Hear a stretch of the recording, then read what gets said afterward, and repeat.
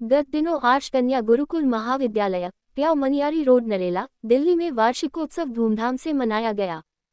इस कार्यक्रम में अनेक गणमान्य सहित कई संत महात्माओं ने भी भाग लिया। कार्यक्रम के संयोजक कार्यकारिणी समिति के महामंत्री सोमवीर शास्त्री व आचार्य सविता जी रही है।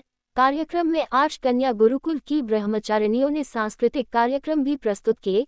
इस मौके पर मलखम्ब के करतब दिखाकर सभी को आश्चर्यचकित भी कर दिया। स्वामी जी आपका बहुत बहुत धन्यवाद है जग उत्थान की तरफ से। ये जो स्वामी जी वे आपने बोला है गुरुकुल की परंपरा जिस प्रकार से चल रही है, धीरे धीरे बढ़ रही है, इसमें बढ़ोतरी कैसे हो? इसमें सभी हम लोग को जुड़ना होगा। गुरुकुल परंपरा आदि अनादि से जब आई हुई है, ये है वेद का ध्वनि और वेद का वाणी, परमात्मा का। इसको आगे अभी तक बहुत कम मात्रा में था, अभी जागृति आ गई। अभी जन जागृति हर क्षेत्र में, हर भाषा भाषी जनता जनार्दन संपूर्ण आगे बढ़े हुए हैं। तो इसीलिए अभी इसको हम लोग को जोड़ देना पड़ेगा। एक 11 होंगे तो मजबूत होगा, एक 2 सिंगल होगा। तो अभी ये गुरुकुल का और संस्कृति का तरफ खान पान व्यवहार वेस्टर्न कल्चर ने छोड़ करके संस्कृति का तरफ झुक करके आई हुई है। तो इसको आगे बढ़ाने में हम लोग का योगदान, सभी का योगदान हो तो आगे बढ़ सके। धन्यवाद आपका। देखिए, उत्सव तो मैं इस गुरुकुल के पहले कई बार देख चुका हूँ और सब उत्सवों में अब की बार का उत्सव मुझे बहुत अच्छा लगा। और इसमें कारण ये रहा कि हमारे जो वक्ता जो गुरुकुल लाइन के नहीं थे, परंतु हम उनको बुला लेते हैं एक व्यावहारिक दृष्टि से, पर उनमें से अब की बार नहीं आ पाए, कारण कोई भी रहा होगा। परंतु उसका अच्छा परिणाम क्या हुआ कि यहाँ की कन्याओं को प्रदर्शन करने का, दिखाने का एक मौका मिल गया, अवसर मिला। व्यायाम प्रदर्शन, इनका बौद्धिक प्रदर्शन बहुत ही अच्छा रहा। तो मैं तो ये कहूँगा कि ऐसे उत्सव तो समय समय पर होते रहने चाहिए। सब गुरुकुल भी, जितने कन्याओं गुरुकुल हैं वो सब इसका अनुकरण करें। ये आज का उत्सव बहुत अच्छा लगा। तो जैसे आजकल गुरुकुलों में संख्या बहुत कम होती है, उसका कारण क्या है स्वामी जी? उसमें कारण तो कई हैं। कारण तो ये है कि पहले जब हम पढ़ते थे बचपन में, तो हम जैसे मैं अपने परिवार में मेरा नंबर 8वां था, भाइयों में बहनों में मिला करके।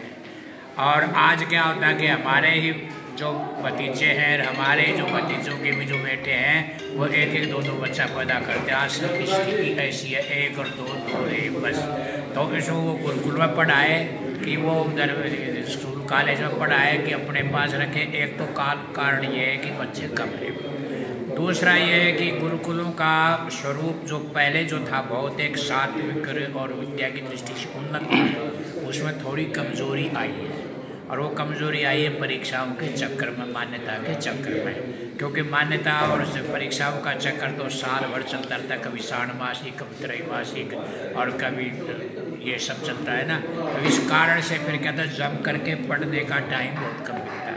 तो फिर माता पिता ये भी सोचता है कि एक तो लंबा टाइम भी लगता है और बहुत योग्यता नहीं बन पाती है क्योंकि ज़्यादा उसका चक्कर। तो एक इस कारण से संख्या कम है। परंतु फिर भी यदि ध्यान दिया जाए तो कुछ ऐसे गुरुकुल हैं जिनमें बहुत अच्छी पढ़ाई होती है, तो वहाँ संख्या की कमी नहीं है। अब मान लीजिए हमारा जैसे गौतम नगर है, वहाँ मैं हाथ जोड़ के मना करता हूँ, भाई हमारे पास जगह है। 165 विद्यार्थी वहाँ पर है, शहर के बीच में हम वैसे ही है। तो नहीं, मंझावरी में 250 है, आपका देहरादून में भी इतनी संख्या पौधा है। उड़ीसा के हमारे जो गुरुकुल है वहाँ पर भी संख्या बहुत है। तो इस ढंग से है।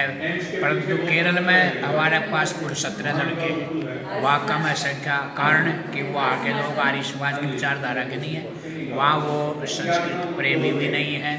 साक्षर जरूर है मेरठ, ना के नाम केरल, परंतु साक्षरता के साथ वो संस्कृत और हिंदी से स्नेह नहीं करते।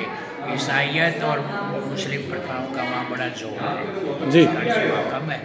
और यहाँ पर भी यदि पढ़ाई अच्छी होती है, कई गुरुकुलों तो संख्या वहाँ पर भी बहुत अच्छी होती है। तो जैसे गुरुकुल की शिक्षा होती है और बाहर की शिक्षा, इसमें अंतर क्या है जी?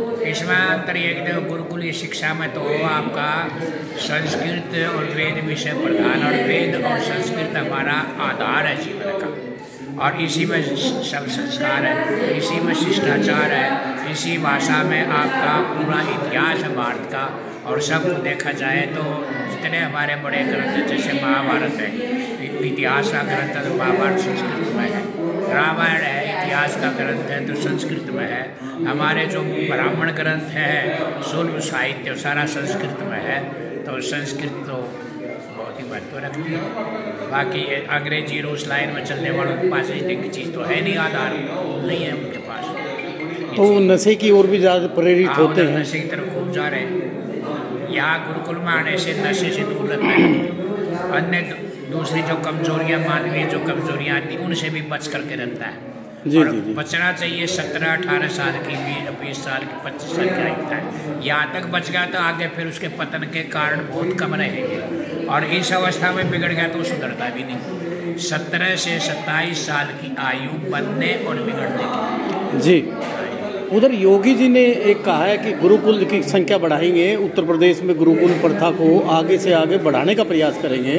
वो इस पर जोर दे रहे हैं, उसके बारे में क्या कहना है योगी जी की?